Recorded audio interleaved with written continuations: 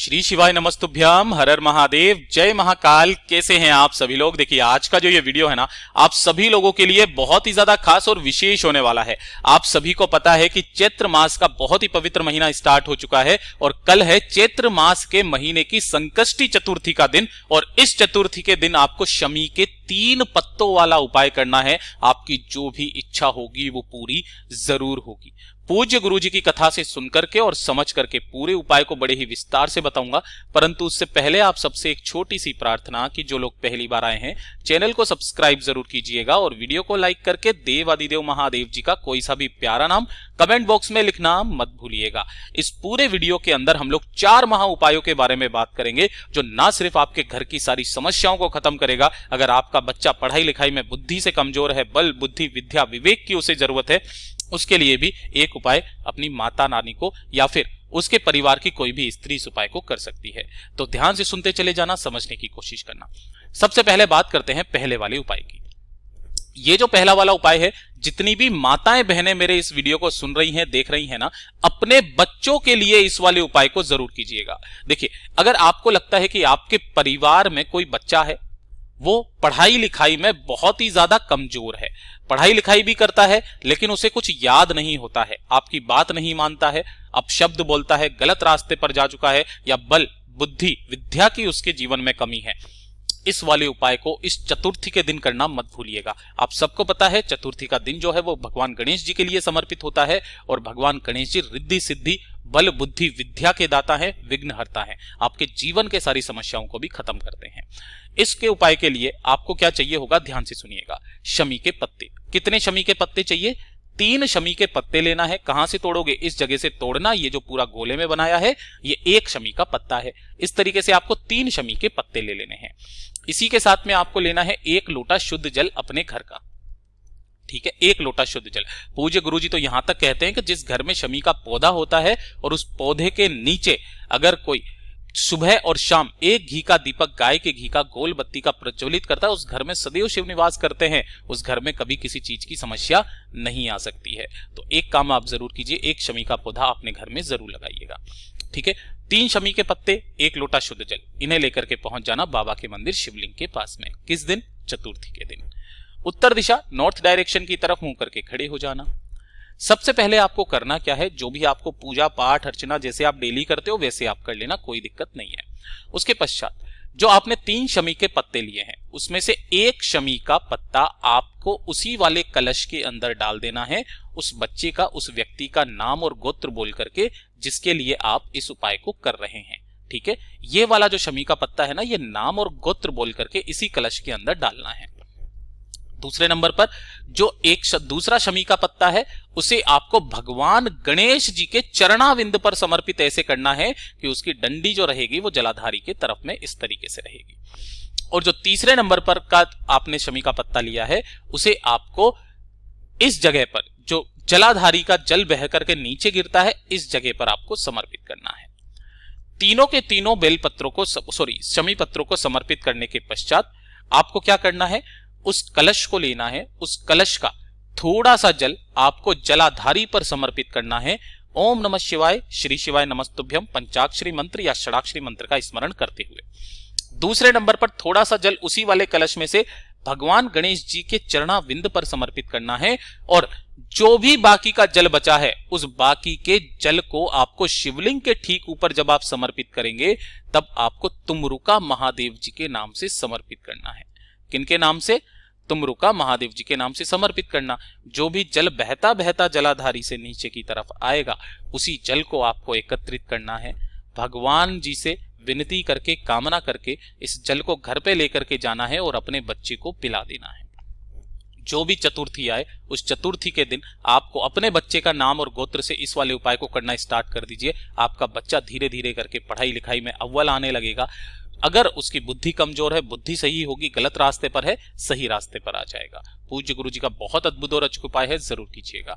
अब बात कर लेते हैं दूसरे वाले उपाय की। ये जो दूसरा वाला उपाय है किन लोगों को करना है ये चीज ध्यान से सुनिएगा। देखिए, अगर आपके परिवार में एक के बाद एक परेशानी आती ही चली जा रही है, परेशानी है, कोई दुख है, कोई कष्ट है, खत्म होने का नाम नहीं ले रहा है, एक के बाद एक परेशानी आ चुकी है, कोई ना कोई विघ्न आपके घर में पड़ता रहता है। कोई मंगल कार्य किया, उससे पहले कोई विघ्न पड़ गया, कोई क्लेश हो गया, घर में सुख शांति समृद्धि नहीं है, सारे काम करके देख लिए, जीवन से हताश हो चुके हो, परेशान हो चुके हो, जो भी चतुर्थी का दिन आ जाए इस वाले उपाय को करना स्टार्ट कीजिए। देखिए, आपको चाहिए होगी दुर्वा, लेकिन इस वाले उपाय में एक खास क्रम है। आपको दुर्वा लेनी है 7, और सारी की सारी जो दुर्वा होगी वो होगी 3 गांठों वाली। कौन सी वाली?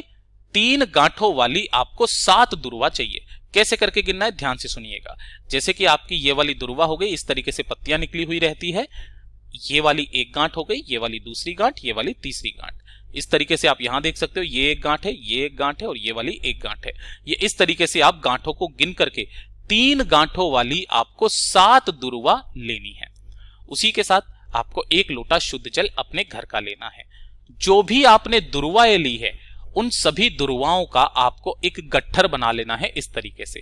लेकिन यह चीज ध्यान में रख लेना, दुर्वा को कभी भी किसी कलावे से, मोली से या किसी से नहीं बांधा जाता है। दुर्वा को हमेशा दुर्वा से बांधा जाता है। तो एक एक्स्ट्रा दुर्वा लेना, वो चाहे कितनी भी बड़ी ले लेना, कोई दिक्कत नहीं है। उसी दुर्वा से आपको इन दुर्वाओं का क्या कर लेना है, यहाँ के यहीं पर गट्ठर बना लेना है। बना लोगे 1 लोटा जल और इस दुर्वा के 7 दुर्वाओं का गट्ठर, इसे लेकर के पहुंच जाना बाबा के मंदिर शिवलिंग के पास में। उत्तर दिशा नॉर्थ डायरेक्शन की तरफ मुंह करके खड़े हो जाना। आप सभी को पता है कि भगवान शिव का पूरा परिवार जो है वो शिवलिंग पर ही विराजमान होता है। ये वाला जो भाग होता है भगवान गणेश जी का चरणाविंद, ये षडानन कार्तिकेय जी का, ये महादेव जी की सबसे छोटी सबसे प्यारी पुत्री माता अशोक सुंदरी का, ये वाला जो स्थान होता है माता रानी का हस्त कमल होता है, और ये शिवलिंग हो गए। और शिवलिंग के ऊपर जो मटकी लगी हुई रहती है वो भगवान महादेव जी की जो 5 पुत्रियां हैं, जया, विषहरा, श्यामरी बारी, धोत्री एवं देव, ये उनका स्थान होता है। आपको जो भी पूजा अर्चना करनी है वो पहले आप कर लेना। पूजा अर्चना करने के पश्चात ध्यान से सुनिएगा उपाय करने का एक नियम। सबसे पहले आपको 1 लोटा शुद्ध जल देवादिदेव महादेव जी की शिवलिंग पर समर्पित करना है। ओम नमः शिवाय, श्री शिवाय नमस्तुभ्यं पंचाक्षरी मंत्र या षडाक्षरी मंत्र का स्मरण करते हुए, किनके नाम से? मयूर ध्वज के नाम से। भाई ये किसका नाम है? यह है भगवान गणेश जी का बहुत प्यारा सा नाम, मयूर ध्वज के नाम से आपको समर्पित करना है। अपने दाहिने हाथ में उस दुर्वा के गट्ठर को यहां से आपको पकड़ना है, और पकड़ करके भगवान गणेश जी का जो चरणाविंद है उस चरणाविंद पर आपको इस दुर्वा के गट्ठर को इस तरीके से टच करवाना है। पकड़े रहना है, छोड़ना नहीं है, ठीक है? टच करवाना। टच करवा करके आपको एक मंत्र का स्मरण करना है, वो होगा ओम गंग गणपतये नमः, ठीक है? और उस दुर्वा के गट्ठर को उठा लेना है। फिर वापस टच करना है, फिर इस मंत्र को स्मरण करना है, फिर उठा लेना, फिर टच करना, फिर इस मंत्र का स्मरण करना, फिर उठा लेना। ऐसे करके आपको 17 बार करना है। मैं हर चतुर्थी के दिन इस उपाय को बताता हूं, 17 बार आपको करना है। जब 17वीं बार आप करेंगे, इसे उठा करके और शिवलिंग के ठीक ऊपर आपको समर्पित कर देना है। अपना नाम, गोत्र और कामना कह करके बाबा से विनती करके कि मेरे घर के सारे विघ्नों को दूर कीजिए, सारी परेशानियों को दूर कीजिए, अपनी कामना करके वापस चले आ जाइएगा। चतुर्थी के दिन किया गया ये वाला उपाय आपकी जीवन की सारी समस्याओं को खत्म कर देगा। अब बात कर लेते हैं तीसरे वाले उपाय की।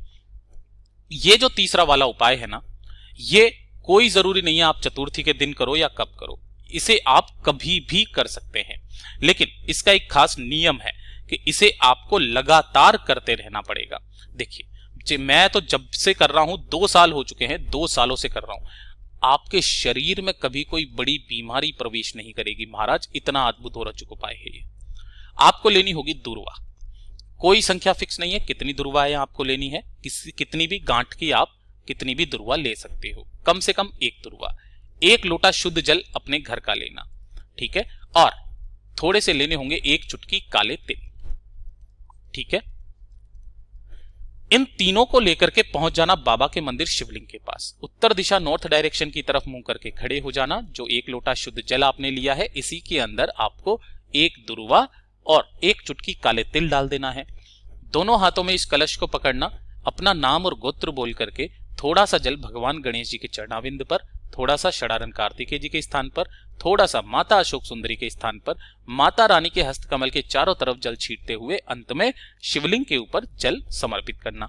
जो भी जल बहता बहता जलाधारी से नीचे की तरफ आएगा, अपने दाहिने हाथ में उस जल को रोकना, अपना नाम, गोत्र और समस्त बीमारी की नाश करने की कामना करते हुए इस वाले जल को वहीं शिवलिंग पर देखते हुए ही आपको आचमन कर लेना है। शरीर में कभी कोई बड़ा भारी बीमारी नहीं होगी। साथ ही साथ अगर आप इस वाले जल को इकट्ठा करके लेकर के घर पे आते हो, घर के सारे सदस्यों को पिलाइए, उनकी शरीर में कभी कोई बड़ी बीमारी प्रवेश नहीं करेगी। बहुत ही अद्भुत और अचूक उपाय है, जरूर कीजिएगा। बात कर लेते हैं चौथे वाले उपाय की। और ये जो चौथा वाला उपाय है, देखिए हर एक व्यक्ति चाहता है जीवन में कि उसका खुद का घर का मकान हो, लेकिन पैसा नहीं आ पाता, कर्जा बहुत ज्यादा होता है, लोन चुकता नहीं होता, काफी सारी समस्याएं हैं। पूज्य गुरुजी कहते हैं कि जिसको शिव पर विश्वास है उसके लिए कोई काम असंभव नहीं है। जो भी चतुर्थी का दिन पड़े, मोदक और एक दीपक लेकर के पहुंच जाना भगवान गणेश जी के मंदिर में। वहां जाकर के एक दीपक आपको सामने लगाना है और मोदक का भोग लगा करके वहीं सामने बैठ करके आपको श्री महागणेश पंचरत्नम स्रोत का पाठ करना है। यहाँ पर मैंने सिर्फ आपको एक श्लोक बताया है, आप इंटरनेट से डाउनलोड करके इस वाले उपाय को कर सकते हैं।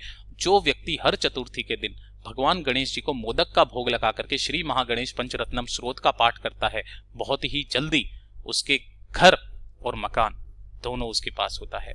पूज्य गुरु जी के ये सभी उपाय बहुत ही ज्यादा खास और विशेष से जरूर कीजिएगा। वीडियो अगर पसंद आए तो लाइक जरूर करना, साथ ही साथ चैनल को सब्सक्राइब जरूर कीजिएगा। मैं आपसे मिलता हूं अगले वीडियो में, तब तक के लिए ओम नमः शिवाय, जय महाकाल, जय शिव शंकर, श्री शिवाय नमस्तुभ्यम।